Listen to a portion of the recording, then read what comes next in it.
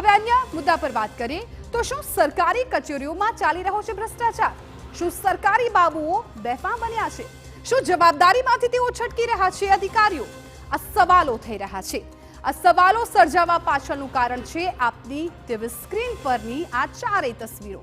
આ ચાર તસવીર સરકારી કચેરીઓમાં ચાલતા ભ્રષ્ટાચારની તાસીર રજૂ કરી રહી છે. જૂનાગઢથી માંડીને નર્મદા સુધી, વડોદરાથી માંડીને સુરત સુધી પ્રજાના ચૂંટાયેલા પ્રતિનિધિઓ ખુદ સરકારી બાબુઓની તાનાશાહીથી ત્રસ્ત થઈ ફરિયાદ કરતા નજરે પડ્યા છે. ધારાસભ્યોની આ ફરિયાદ એ વાતની ચાળી ખાય છે કે રાજ્યમાં આજે પણ અધિકારી રાજ ચાલી રહ્યું છે. જૂનાગઢમાં ભ્રષ્ટાચારથી ત્રસ્ત ધારાસભ્ય અરવિંદ લાડાણીએ જાહેરમાં અધિકારીઓનો ઉધડો લીધો અને નર્મદામાં સંકલન બેઠકમાં ધારાસભ્યે તડાફડી ઉડાડીને ભ્રષ્ટાચારનો આરોપ લગાવ્યો. તો આ તરફ વડોદરામાં સિનિયર ધારાસભ્ય યોગેશ પટેલે કલેક્ટર કચેરી ભ્રષ્ટાચારનું કેન્દ્ર બન્યાનો આરોપ લગાવ્યો. તો બીજી તરફ સુરતમાં પણ અરવિંદ રાણાએ સરકારી બાબુઓને આડે હાથ લીધા. હવે વિચારો કે જો ખુદ ધારાસભ્યોની વાત ભ્રષ્ટ બાબુઓ ન સાંભળતા હોય તો સામાન્ય પ્રજાની તો શું હાલત થતી હશે?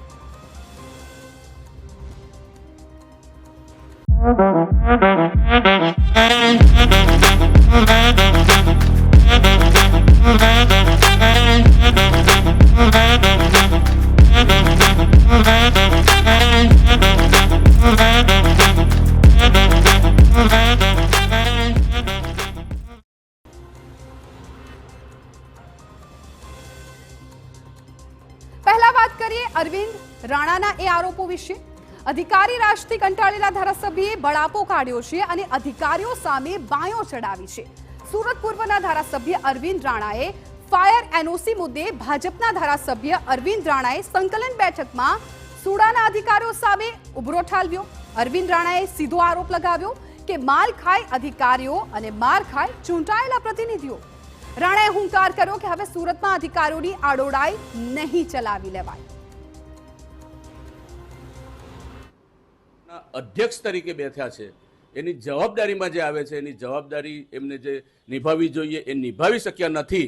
તો એમને આવનારી જે હવે પછીની સંકલન સમિતિ છે, સંકલન સમિતિની અંદર આ જે કંઈ કામગીરી કરી છે તેમાં અધિકારીઓ ઉપર શું પગલાં લીધા છે એની માહિતી લઈને આવવા જણાવ્યું છે. આ અધિકારીઓ પાસે માહિતી લઈને આવવાનું એટલા માટે જણાવ્યું છે કે આવા જ્યારે પ્રસંગો બને છે ત્યારે ચૂંટાયેલા પ્રતિનિધિ માર ખાય છે ત્યારે અમારે કેવું છે કે ખોટું જે કામ થાય એ ખોટું કામ કરનારાઓ અધિકારી છે, અધિકારીઓ માલ ખાય અને આ ચૂંટાયેલા પ્રતિનિધિઓ માર ખાય એ સુરત શહેરમાં હવે ચાલવાનું નથી.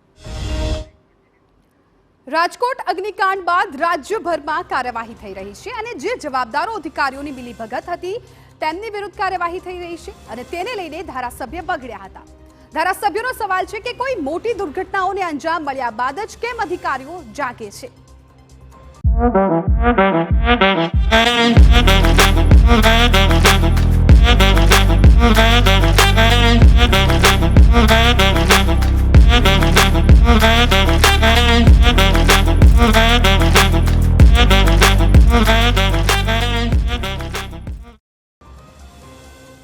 મોટો ભ્રષ્ટાચારનો જેની ઉપર આક્ષેપ છે એવા અમારા મામલતદાર શ્રી માનવદરનો વહીવટદાર છે.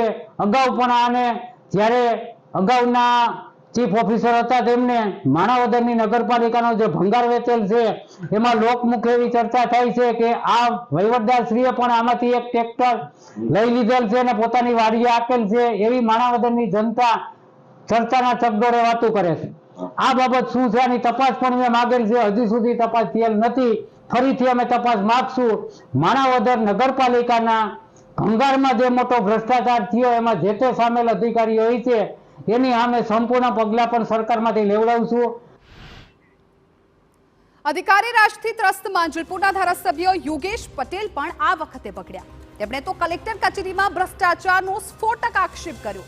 ધારાસભ્યનો આરોપ છે કે કલેક્ટર કચેરીમાં એને પ્રીમિયરની ફાઇલો દબાવી રાખવામાં આવે છે અને પૈસા ખાવા માટે ભ્રષ્ટાચાર કરવા કલેક્ટર કચેરીમાં ધંધા થાય છે.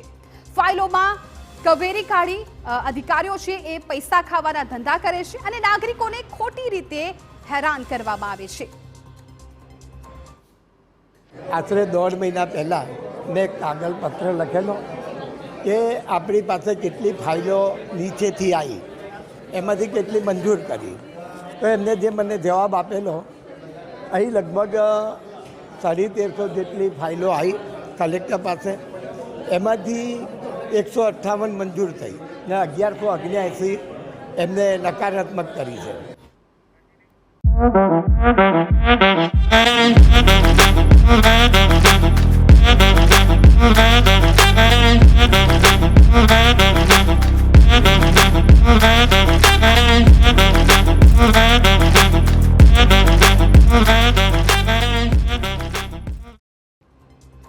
તો યોગેશ પટેલના સૂર સાથે સાવલીના ધારાસભ્ય કેતન ઇનામદારે પણ સૂર મેલાવ્યા અને જમીનો પચાવી પાડનારા સામે કડક કાર્યવાહી નથી થતી તેવો બળાપો કાઢ્યો છે.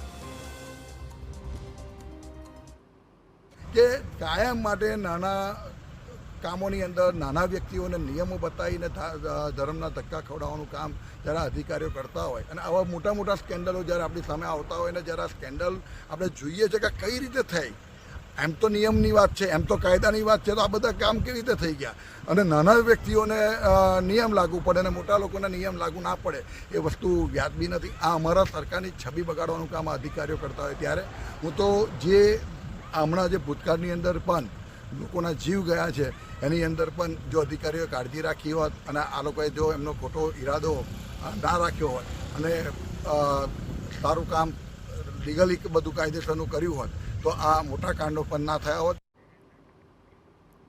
હવે વિચારો કે જો ખુદ ધારાસભ્યોની વાત ભ્રષ્ટ બાબુઓ ન સાંભળતા હોય તો સામાન્ય પ્રજાની શું હાલત થતી હશે. આ સ્થિતિ જ દર્શાવે છે કે સરકારી કચેરીઓ આજે પણ ભ્રષ્ટાચારથી ખદબદી રહી છે અને સામાન્ય પ્રજાને મફતમાં મળી રહી છે હાલાકી. આશા રાખીએ કે ઝીરો ટોલરન્સની વાત કરતી આ સરકાર આ દિશામાં પણ ડોકિયું કરે અને ભ્રષ્ટાચારના ભોરિંગમાંથી પ્રજાને ઉગારે.